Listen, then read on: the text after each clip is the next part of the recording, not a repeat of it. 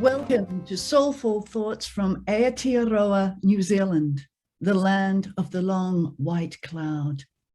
This is Meghan Dawn, your host, award-winning author of Feminine Courage, a divine mother and mythology lover, death and dying guide and mentor. Today, I am delighted to bring to you Acharya Shunya, the first female lineage holder of her distinguished Vedic tradition, an internationally renowned teacher, author, and speaker, and a classically trained master of yoga and Ayurveda. She is the founder of the Awakened Self Foundation and the nonprofit Vedic Global Incorporated. They empower, educate, and inspire a global community of students through online courses, workshops, and retreats. These conversations are furthered by Shunya's top-rated podcast, Shadow to Self. And Shunya's most recent book, Raw Like a Goddess, Every Woman's Guide to Becoming Unapologetically Powerful, Prosperous, and Peaceful, will be coming out and available in September of this year, 2022. You can learn more at acharyashunya.com, awakenedself.com, and rawlikeagoddess.com. So welcome, Shunya, and thank you so much for being with us today. It's a delight to have you here. Thank you for having me, Meghan. Yes. I'm feeling a tickle in my throat, but that's not going to stop me from roaring. Believe me. Good. Good. So, Shunya, I have some just wonderful questions I want to ask you from a very personal perspective here.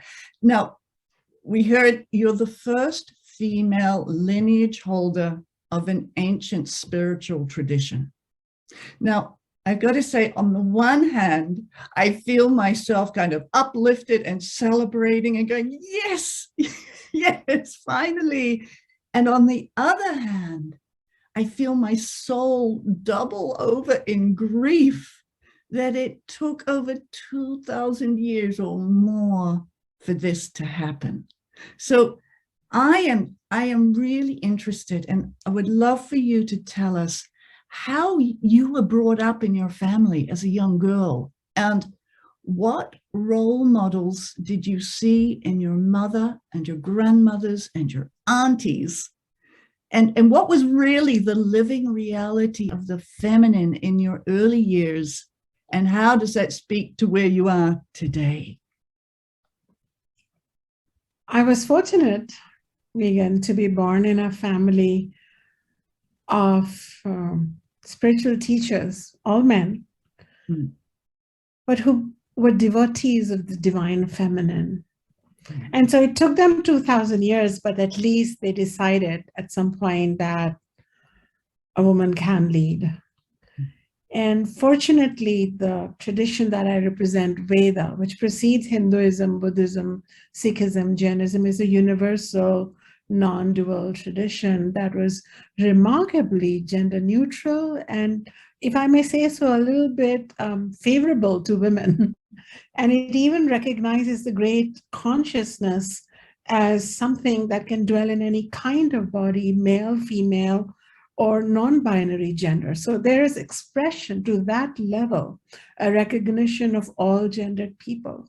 But by the time the 1960s rolled around in India had become steeped in patriarchy, much like all over the world, if more so than less in India. But I was fortunate that my mother, my grandmother, my aunties were roaring women. They were goddesses, really.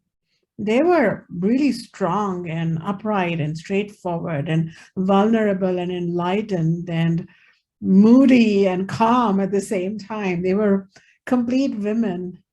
And my mother would tell me these sacred stories at bedtime which are magical stories and very arousing. They hardly made me feel sleepy, Meghan. And we would make these roaring goddess sounds of power and authenticity and, speaking the truth like it is. And I guess that progressive tradition of the Vedas, which recognizes the spirit in all beings and all creatures and this whole universe as one. And then the sacred storytelling that was rousing and rouses you out of your metaphorical slumber, so to say, were both feeding into this moment where I'm talking to a great scholar like you. And as you said prior to our meeting, like, we have so much in common. You from New Zealand and I from a small town in India. And yet we share the common love and a common concern. Yeah. Absolutely. Absolutely. Well, I'm delighted to hear that you had that upbringing. It sounds very balanced also, with the masculine and feminine. And I want to ask here, as my listeners know, I am a great lover of both mythology and the Divine Mother in all of her forms. What I feel is most important is that we recognize them as living beings. The stories, the characters are all living representations of who we have become and who we can become. And they speak to our inner psyche and soul in a way that empower us personally, but also lead us to collective evolution. They're not just stagnant stories, right, to place on the shelf and then carry on in a disempowered way. And so this is what I love about your book and what you're saying, even from a young child, that they were arousing. They brought something forward to you. And in your Roar Like a Goddess, you specifically teach us about the three goddesses, Durga, Lakshmi, and Saraswati. And what I love is you bring these goddess energies alive right into every detail of our life. Everything. There is no stone unturned there with these goddesses, and there's no place they cannot go. So I want you, if you would, tell us a little bit about your experience with the energies of Durga and in the context of how she brought you into your life now. To see them as living beings, you said it very accurately so, it is a desire I nurture too, because something that happened in India along the way was that these goddesses were frozen as deities, far and away from us in a distant, geographically inaccessible realm, which is all well and good because you feel the grace and you feel like there's something supreme and above you and more powerful than you, which is good. But when you bring them, when you see them as representations of true life, or how life should be flowing through us, unmarred by conditioning scripts or beliefs like patriarchy or self-limiting internalized values of misogyny, when you really flow through that true life, they are containers of wisdom and archetypes and knowledge, and they help us dismantle some versions of life that we were living and come into our true being. And Durga is one such goddess. And I had heard about her, and we have a temple in our 300-year-old home in Ayodhya in northern India, in that holy city of Ayodhya.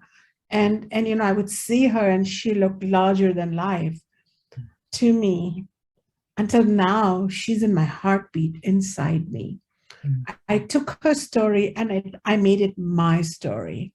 And in her mythology, she's seen like killing a demon called Mahishasura, which changes its form relentlessly, which really is a reminder of us annihilating our own ego, our own sneaky beliefs, that morph and change form. Oh, I'm going to be a nice girl now. Oh, I'll be a sacrificing mom now. Oh, I'll be the pious and blissed out teacher now. When none of that.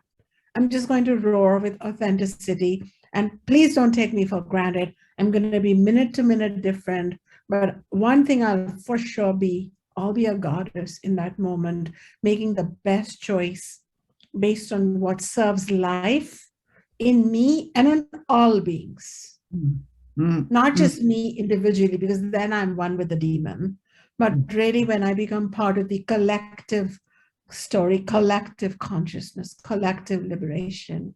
So when I heard these Durga stories, Meghan, and we had 4 times a year, we have the goddess festival of 9 days and 9 nights. And there would be drums and cymbals, and people would dress up, and we little girls would dress up as goddesses and go from home to home, and people would fall at our feet and think goddess has come. I really felt like I was a goddess. So I was very fortunate that I grew up in a culture that didn't marginalize the feminine divine, but lived with it in a daily life. And then as I grew and I walked into a patriarchal marriage setup, and I had to leave it to find my power and leave it, that's when I had to come into my Durga mode and become fearless and courageous and remarkably still and yogini-like inside me.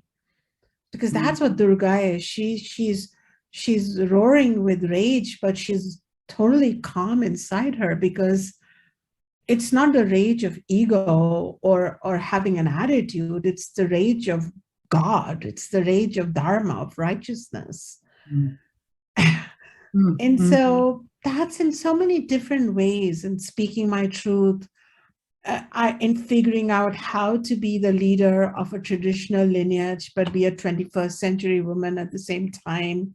In various ways, I had to become Durga and break stereotypical ideas of how I should be. Does that?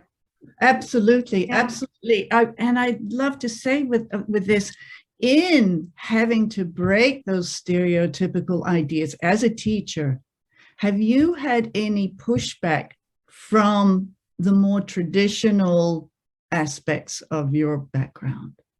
Of course. Right. I mean, you've been to India, you know how we can get, and you know how the clergy can get with the Christian Catholic Church, you know how the keepers of any religion, the pundits of any religion can get. And especially when it was up to women to uphold the spirituality, they especially had to walk a tightrope. And as such, the tradition that I come from was less holy and more whole, W-H-O-L-E, whole.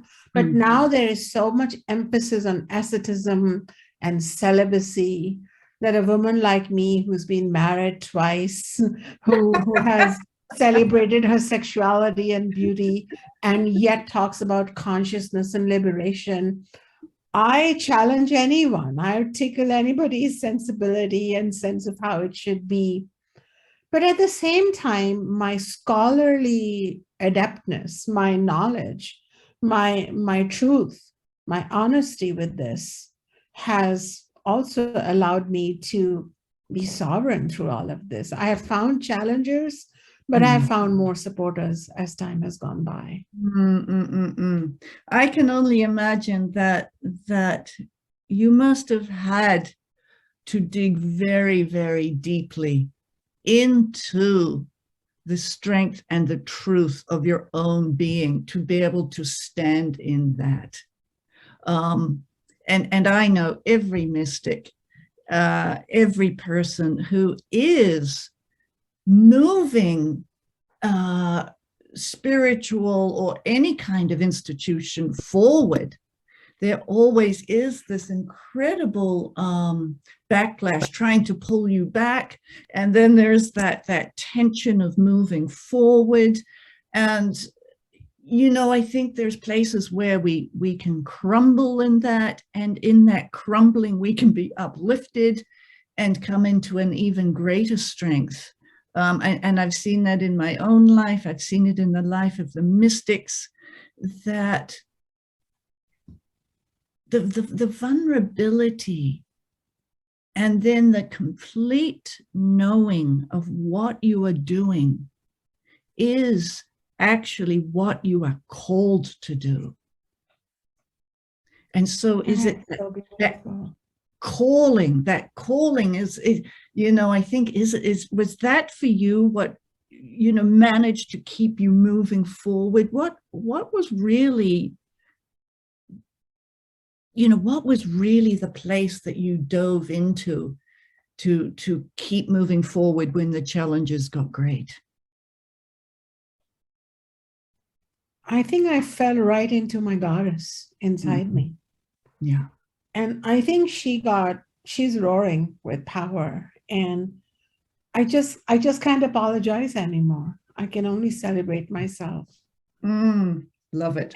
But I love how you said it, like there's this vulnerability, and yet there is this knowingness of what and how. And I talk about it in another book of mine, A Sovereign Self, that's the name of that book, where I talk about enlightened vulnerability, where I'm not just vulnerable, but I'm enlightened with it. And what you gonna do now? Now I have both. And I'm gonna walk with this because yes, I'm vulnerable. And that's why on the world stage, I wanna be vulnerable. And yet I'm enlightened. And this is where my humanity meets my goddesshood. And that's that. And you're right. I must have activated that Shakti, that power within me, because for some of us, and Meghan, tell me, how did it go with you? Because as I talk to you, I sense your own journey, because there's no mystic, no woman mystic on earth today who has not been challenged, who has not been burned on the hypothetical stakes, who has not been questioned for her right to be who she is.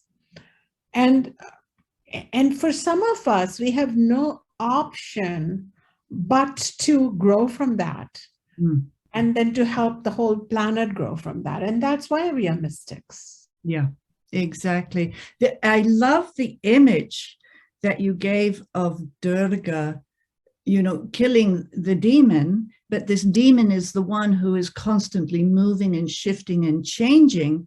And yet at the same time, when you were speaking that, I was also seeing Durga constantly moving, shifting, changing. So it was almost like, it's almost like Catch Me If You Can.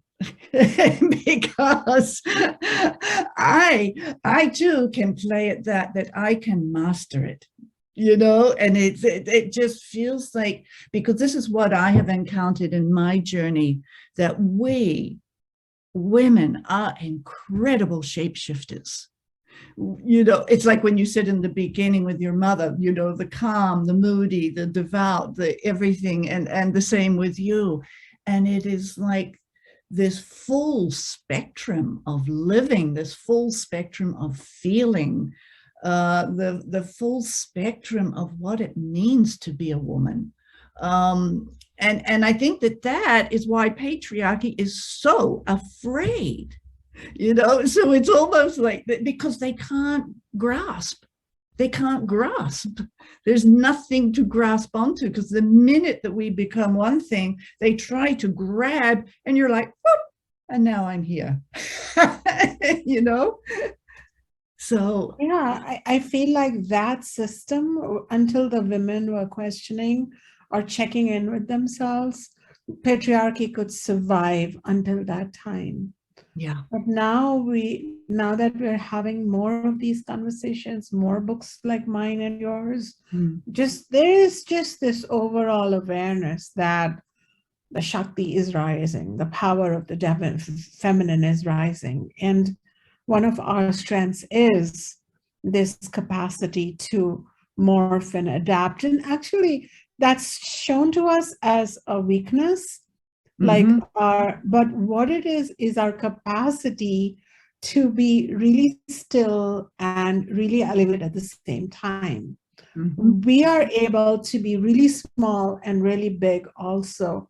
This is the woman's ability to nurture, to create, and to reinvent herself again and again, even when the world pushes her against a wall and dismisses her Mhm. for her gender or her sexual choice or her partner or her culture, or just for the fact that she exists, Right. the second-class citizen on the planet. Yeah. But I think the cat is out of the bag. Isn't that what they say in English? It In my is. second language. I write in it, but Yes, I think there's many cats out of the bag. yeah. Yes, indeed. So I want to dive straight in here too, because this is some of the things that I think you bring up, which are really important. Sex, money, and self-worth. So I'm interested, who of the goddesses that you work with are going to help us with these mammoth feminine issues? Because all I see is sex, shame, money, shame, self-worth, shame. You said it. Yeah. You said it so well. It's almost like an Instagram meme that we could make. Sex, shame. Money, shame. Self-worth, shame. Meghan Dawn. That's amazing. So true. Yeah. And then presto, the Vedas, beautiful Vedas. Literally, the word Veda means to be aware of a greater reality. Veda means to know and not be blind. And so the great Vedas have this beautiful goddess called Lakshmi. And Lakshmi is the goddess of beauty and sensuality and sexuality and fulfillment and enjoyment and fertility and sexuality. And we have a legend associated with her where she felt like she was ill-treated by her own partner in her own mythology. But unlike us earthly women who make excuses for the people who see through us, make us invisible, or humiliate us, she discerned that she should spend time by herself. And so she disappeared into the ocean of consciousness. And then when she reemerged as a divine mother of all beings. But this time she knew better. And she didn't choose the partners who wanted her for what she could do for them, but who really were her equals in love and worth and value. So the teaching that Lakshmi gave through her own legend was that the reason she's so abundant and the reason she's so prosperous and the reason she's so bedecked with gems and silks and beauties, because she darns loves herself enough to say, no, thank you. I'm not going to put up with this. And I thought, wow, what a lesson. Like thousands of years ago, Lakshmi could say, swap partners, she could, leave and come, she could change around. And why we women, like we shame ourselves incessantly. Mm-hmm. And it is said that when you're having an orgasm, it is she who's having an orgasm with you. It's like, I love that. I love Absolutely. that. When you apply face packs and flowers and garlands and you bedeck yourself, then it is she who is pleased. And it is she who is shining when you have company at home and you bring out your nice china and people are chatting. And it really, contemplating on her, Meghan, was another reason why I, as a spiritual teacher, said, I'm done with trying to prove how holy you are by being how celibate you are. The Vedas are asking us that she has 4 arms and she's showing us 4 goals. One of them is kama, which means pleasure, artha, which means wealth, dharma, which means ethics and goodness, and moksha, which means spiritual liberation. And you want all 4 to lead a full, whole life and to pretend that you're going to zip up your pants and pretend like you're just all holy and celibate and monastic. Well, it's not going to go very far, and we know how that went for the world. Yeah. So that's my goddess for you, Lakshmi. Love it. And I love because, Lakshmi is often just sort of relegated to, oh, if you want abundance, boom, if you want money. And that's, I think, the danger of shortcutting these goddesses and not knowing her full story of how she removed herself and went into the ocean of consciousness first, and it's from there that everything flows, and not just wanting money. So I think that that's really important in our very materially driven society. And just like you're saying with the beautiful face packs or whatever, I think it's always the intent that is so important. And that is what I have found, is that, our society have taken these beautiful, sacred actions and literally just bought them off, and now they've packaged them, and now you go and buy them, and, and people aren't really getting the spiritual sustenance from what was originally something that was going to sustain your body and your soul. And I think this is so important for women too, is like, is your bodily routines, your bodily expressions connected to that sacredness, connected to the very ocean of consciousness? Because I think it's very easy to become disconnected, and then you're unfulfilled and you don't know why, and you're on a sort of a very slippery path, and then you hit that self-worth thing. And so people, I think, start clambering, trying to find self-worth in all the wrong places. And here these goddesses are saying, come here. This within you is where that self-worth really lives. Truly. But then when I was growing up, I saw my mother embody self-worth and stand up for it if her rights were minimized, or if she felt like there was even a dash bit less self-respect. So she really modeled to me self-respect. Mm-hmm. But the way Lakshmi has been minimized by the common culture, including in the West, as you see a postcard with Lakshmi with dollars and coins coming out of her hands. Yeah. And that's fine. I mean, if you're really feeling depraved, you can go to Lakshmi and ask her to put some money in your bank, sure. Who are you going to ask but your divine feminine, principle?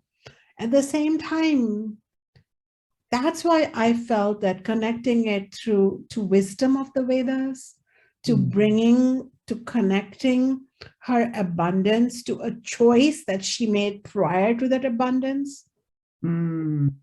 That's the important point, right? That's important. That was people are missing that. Exactly. And so I've tried to make those kind of connections in my book. Yeah. Beautiful. The courage, the feminine courage of making different choices. That's important. Yeah, that's it. And it's also, you also say financial independence is spiritual independence.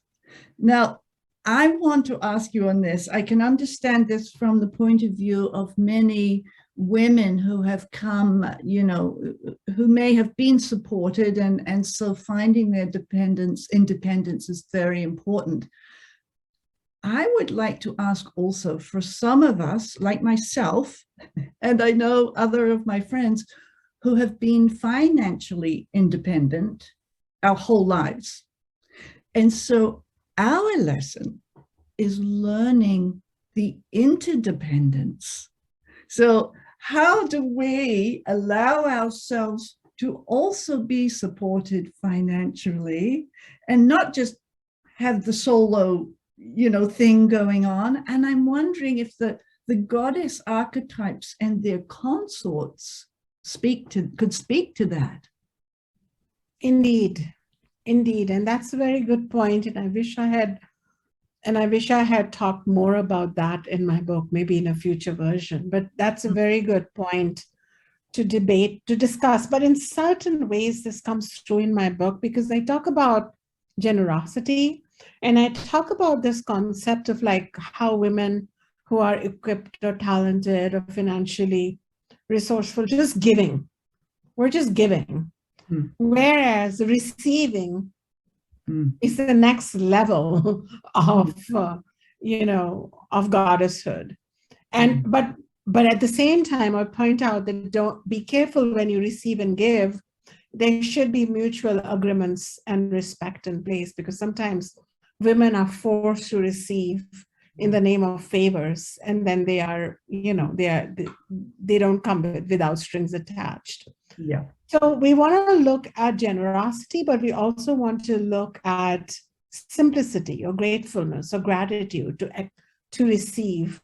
And Lakshmi is one of those goddesses who says to us, receive from me. Ask, you shall receive. Just ask. Just, you know why? Because you're entitled, because you are my divine image. You are my child. You are my daughter. You are my son. And so this really loosens up our tendency to want to just do it all alone, but to ask and to be supported. And also not just to be generous one way, but actually let that generosity flow towards you. That's what completes the circle. In fact, if I might go away from the book a little bit into the Vedas, then the Vedas say that there is no generosity unless you're willing to receive it back. There is just no generosity, because if you're only doing it one way, then you are working in estrangement with the laws of nature. The cloud receives water from the ocean, but then the cloud gives water to the ocean. Everything is a circle, not a linear action. This is a Vedic perspective on wholeness. So they say that if you want to be a giver, it's your ego that's giving unless you're willing to receive. And so those are some teachings I have talked about in my book and other books. But a very good point indeed. We don't want women to be competent and resourceful to the point of being lonely. Right, exactly. And a good example is I have a dear friend who, very, very competent, independent woman, traveled, worked, had a wonderful life. And then she got together with a partner, and due to certain bureaucratic rules and changing countries, she couldn't work. And she had to rely on her partner to support her.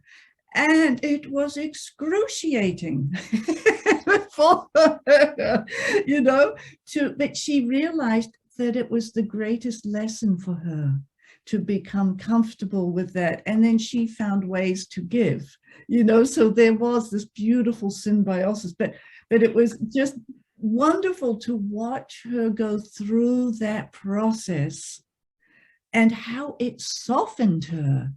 She had been very empowered, and now she needed to feel the softness and that ability to receive and to be okay. And her partner there were no strings, there were no, there was no pressure, there was nothing like that. So it ended up being a really beautiful partnership. I just remember her journey and thinking, that's probably very relevant for a lot of women who, I think in the West especially, have, there's a lot of single women who have bowed out from old toxic relationships or just old ways of being in relationship. And then, how do they move back in to relationship as the receiving and giving goddess? So that is so important. And I talk about the domestic goddess too. Like there's so many women all over the world for child rearing reasons or for other reasons. They are at home. But we should not merely think that our value is attached to our paycheck. Yeah. Our value is intrinsic. Even if I am a darn blade of grass, I'm a very valuable blade of grass emanating goddess light. Yeah. And this was a big leap of understanding in my own self-value for me, because for, you know how we are as mystic teachers, we don't have like a paycheck that's coming in on the 1st and 15th of every month. No. And often I have nonprofit donations. Sometimes I have my partner helping me out, sometimes my father. And you know, I'm abundant somehow. And then my books are doing well. So it's Divine Mother's desire where I be in my life. But if there were times when it felt like, oh, you know, go get a job so that you can be financially solvent, that's not what I'm teaching. I'm just saying, well, if you have an opportunity, don't fall asleep on the wheel. Don't be lazy. But if you don't be lazy, one, like don't take it for granted. But number two, if you're at home and you're awake, as your consciousness is awake, at home mom, at home person, value yourself even in that, because your sheer presence is the presence of a goddess in that home. Absolutely. And you deserve as much as any other. So don't get into that complex of, oh, I'm not a working wife or a working mom or a working person, so I'm less. No, please, no, this doesn't work like that. No, what greater role can there be than bringing whole conscious beings into our world? You know, I think so. I think personally, I think mothers who are doing that are the Divine Mother herself. They need to be, with all that they deal with. We have this goddess Parvati, she's Shiva's consort, and she's really fascinating. She has a kitchen on the Himalayas. She has given birth to divine babies like Ganesha, the elephant, you know, headed god. And from time to time, she strides her lion and goes saves the universe in some battle against darkness. And then Shiva takes care of the babies. And I kind of like it. She's domestic, she's wild, she's a professional, she's everything at the same time. Yeah. And I like that, but she values herself in every phase. That's the importance. That's the important thing, you know. That's the importance. Absolutely. Absolutely. And I think that is so important in our world, because there seems to be this constant inferior, superior. You know, either you're less than someone or you're greater than someone. You know, and Teresa of Avila, the great Spanish mystic, talked about this. You know, she said that if you get in that mindset, you're always going to find people who are greater than you, and you're always going to find people less than you. So don't even go there. It's like, don't even go into that territory. Come instead into your sacred presence, which every living creature on this earth has. So, and I think that coming back again, that's where the self-worth really rises from, is within that, and not what we do, which is, you know, I always remember it at first moving when I was living in the United States. The very first question you are asked is, what do you do? You know, it's like, that's the most important thing. What do you do? And in New Zealand here, it's interesting, we never ask that. It's almost like it doesn't matter. We just actually start talking as two beings, one to another. And I have many conversations here, and they have no idea what I do.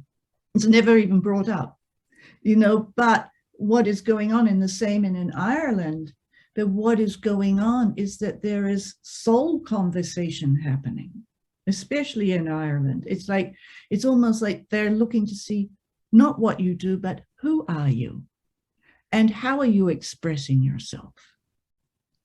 You know, and so I think that this is the importance to, I mean, just the full range of expression of these goddesses is such a great gift. So now, to let you know, and some of the people, listeners here, I actually have a very deep love for India. I lived there for 3 years. I spent the first year traveling all around India to different places, had remarkable experiences. I love the people, the culture, the spirituality. And yet I have to say, Shunya, even with all of that love, my heart cracks to the very core of my being when I see, the devout veneration of the goddesses in India with such love, such devotion, and then witnessing so many times the absolute degradation of women in the home and on the streets. And my mind and my heart just goes, how is this possible? How does this juxtaposition live? I mean, sure, we can say it's patriarchy, but to me, it makes no sense to venerate the goddess and defile the woman. Now, I have to say this, in the Judaic Christian tradition, they just ousted the goddess wholesale. I mean, she was gone. And they whitewashed Mother Mary to such a insipid degree that stripped her of her strength and her spiritual adeptness and power and ability. And they made any powerful woman, as we know, specifically Mary Magdalene, as a prostitute. So patriarchy removed them any way they could. So I understand in some ways from the Western perspective why women have been kind of left out of the picture. But how can you explain to me how you feel that the goddesses are right there in India being venerated, yet apart from your tradition, from what you're saying, it doesn't translate to the living woman? If you can comment on that, I would love to hear. Yeah, I think at the heart of any patriarchic society is a duality between power and weakness. And the female body becomes a symbol of any body that is designated as weak. This includes queer bodies, transgender bodies, gender expansive bodies, disabled bodies, bodies holding different beliefs, and even young children's bodies who are dismissed. So in the Orthodox Buddhist culture, what patriarchy did was that the female body was declared as an impediment to enlightenment. Same in Christianity, it became a source, the female body was a source of sin. And in the Hindu religion, the female body was not designated as inferior or secondary. She was given equal status. But in the Hindu culture, we don't see that reflection. So interestingly, the scriptures are more progressive in India than the society. What happened here? What happened here was the cultural influx, as you know, that for thousands of years, for hundreds of years, there was the Islamic elitism in India. There was the Islamic rule, Islamic values. There was no parda or covering for women. Hindu women used to walk boldly and proudly with their breasts jutting out. That's in our art and our direction. But then once the Islamic, feudal cultural came in, women had to quickly cover themselves up. Hindu women were raped. They would walk around freely. So what happened was that culture, a progressive culture, it's historical. It was attacked. So I don't want to say that this is only because of that, because the Mughal and the Sultanate were the elite, and so they declared the values. But gradually, I think just the universal values of patriarchy took hold of even a progressive spiritual tradition and reduced it, or at least it's rending culturally, into a more feudal kind of thinking. That's why women are held as are believed to be second-class citizens in the home or on the street. But then when you walk into any temple, they are revered as goddesses. And in the end, what happens is this ends up dehumanizing the woman, because she's either the goddess or she's nothing. She can't be human. And in my book, I've tried to humanize the goddesses and the woman. I've tried to bring them closer. And I've also tried to give credit to the original spiritual tradition, which is remarkably progressive for humanity as a whole.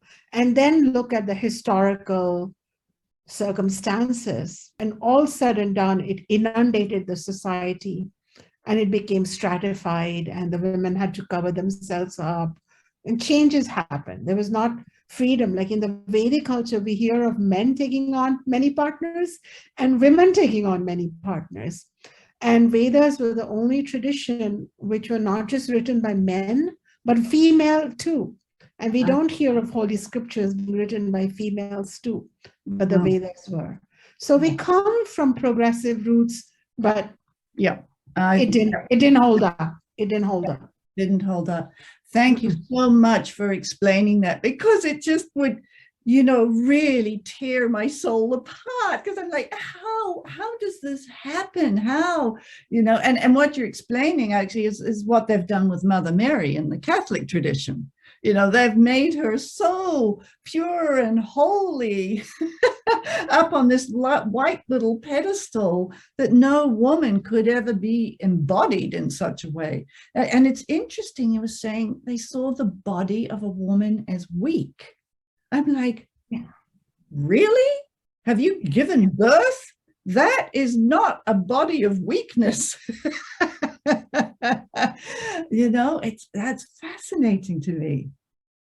That's why a woman's tears or emotions or moods are weak, are considered less, and your chin up and your logic over art, science over intuition. This is all patriarchy all the way, money over generosity. It's patriarchy. Patriarchy is not just man over woman. It's certain belief systems of an artificial ego being pumped up and pretending to be stronger than it is. Yeah.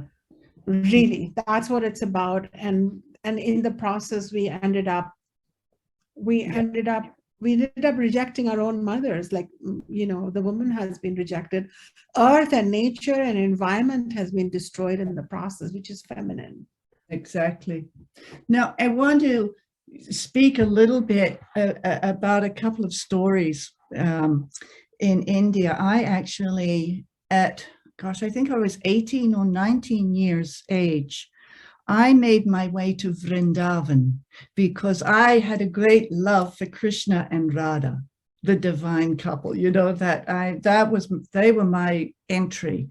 And I was staying in an ashram in Vrindavan, the holy birthplace of Krishna. But oh my gosh, Shunya, the way the women were treated in the ashram. So I want to give a couple of stories of my roaring like a goddess, because I think it's really important here. What the men used to do, we were all given jobs. Everybody had a job to do. So we would get up very early for our prayers and our chanting, our meditation, and then we would all have our duties to do.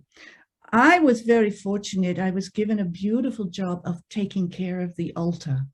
So every day I dusted and put fresh flowers and looked after the altar.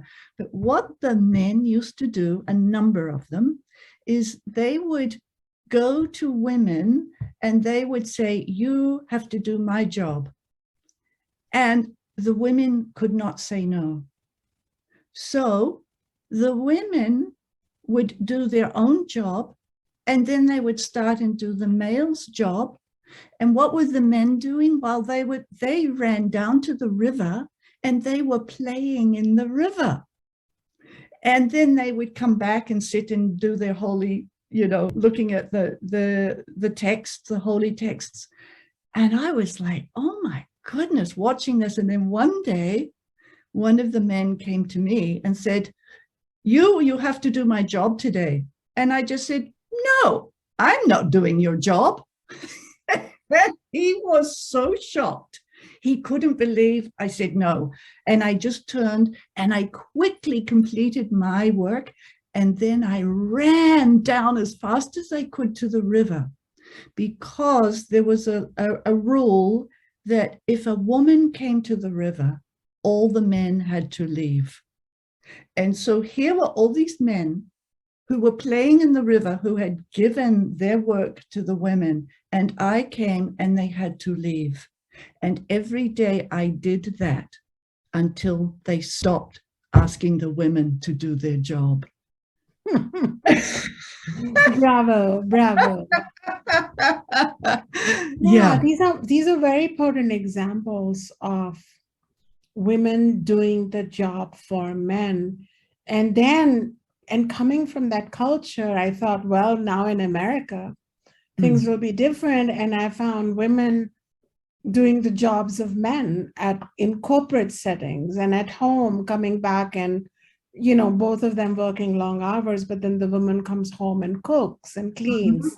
And so then I found that, gosh, the clothing may change, the language may change, but the sentiment, the entitlement that a man has is strengthened by women who don't know how to say no. Yeah. You knew that. Yeah. You knew that. You knew how to take your space, which was yours, which was granted to you by Divine Mother, not by those men. All it took was a recognition and a no. And I hope that my book would wake all these women. Yeah. To say no in ashrams, in houses, in jobs, in the military, everywhere. We're carrying extra burden than we need to. Exactly. And I have one more just short one that I love too, that at one point I was also working in the school at the ashram, and I was wearing a sari, and it was so hot. Oh my gosh, it was really hot. And so I would uncover my head. You know, normally we would wear the sari with covering the head. I would uncover my head in the classroom because it was so hot. And then one day I was brought into the board, who were, you know, really overseeing the school and the ashram. And I came in and there were all these men in a row, and they said, please sit down. They said, we've had a complaint about you. And I said, oh, what is that? They said, there is a sannyasi who has, for your listeners, it is somebody who's taken celibacy, right? Yes. And he has complained that you are removing your sari from your head, and so now he can see your hair. And I said to them, well, please tell the sannyasi not to look at me, and then he will not see my hair. And some of the men started to smile, and some of them started to giggle. And that was there. They said, oh, thank you, that's all. Isn't that wonderful? I mean, if you're a celibate, what are you doing looking at a woman? Exactly. That was my point. Well, tell him not to look. And these elder men, they loved it. And you know, I never heard anything after that. And, you know, especially this ashram situation in India where women and men coexist, it's the women who are mostly told to follow certain rules, because spirituality is a man's domain, and spiritual teachers like me are far and few. And there are many spiritual teachers who are feminine, but they are following male rules. So very important point. Yeah, and so those who don't follow rules, why am I getting more and more visible? Why do I have not only international but more and more Indian women students around me? Is because they're like, at last we have a breathing, living goddess role model that you can be all of yourself and, without all these silly, pretentious rules. Yeah. Yeah. Yeah. Yeah. Yeah. Absolutely.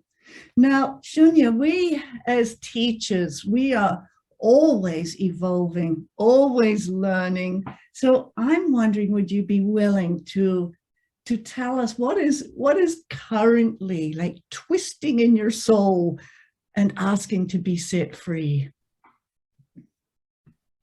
Oh, that's such a nice question. Thank you. Yes, we are always breaking that next level of illusion, where we feel like we got to control this, or we're not powerful enough. And so what's working in me right now is that I'm birthing this book, Roar Like a Goddess, and this is my third book that I'm birthing on this planet. And there's this rule book, like how do you birth a book, and you got to do these talks and these shows and whatever. And it's and the first 2 times I was still learning, so it was fine, and I have tremendous good luck and support, so that's fine.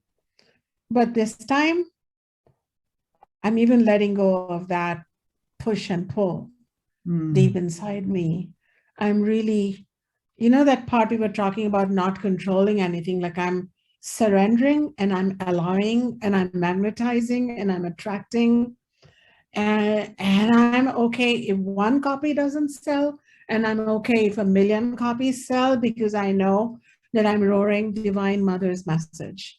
Like I'm truly becoming an instrument for the Divine Feminine. And so what am I working with is only remnants of my own memory or ego saying, it should be like this, it should be like that. And then I'm acting like Durga and I'm saying, oh, get out of the way. So I'm letting my ego get out of my way.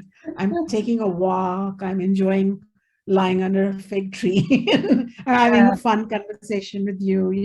Whatever is happening naturally, I'm allowing that. So I feel like I'm more in my power than ever with this trust in the Divine Feminine unfoldment, so to say. Yeah. Thank you so much. I so appreciate that, especially from an author's point of view. You know how much pressure there is on you to sell, which was, oh my goodness, I have an abhorrence to that. And you talked of the magnetization and simply being in that flow. And I think that's perfect for our listeners, no matter what you're working on, no matter, where you are in the world.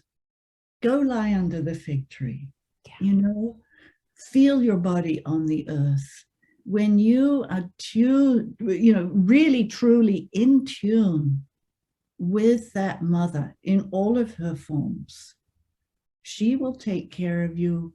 The way will be opened, and you will know exactly when to walk through those doors. You don't need to make the door. You don't need to even knock on the door. You don't need to push the door. There is no door. There is only the heart of the mother, and she will provide the path. You simply walk. So thank you so much, Acharya Shunya. I'm so delighted for this conversation, and I'm sure we have much more to speak on. So for the listeners, please go and visit acharyashunya.com, awakenedself.com, and most of all, roarlikeagoddess.com, and do buy your copies that will be coming out in September. And I just wish you all goodness for that, Shunya. And to let the listeners know that I'm currently offering a Divine Mother meditation series. Our first one's beginning with Papatuanuku from the Maori creation mythology, the Earth Mother, where we were told to respect words as living creatures. And so she took us deep into ourselves, deep into the active principle and sacredness of words as living creatures. So you can also still join us. There's still more sessions to come, and you can access the recordings at megandon.life.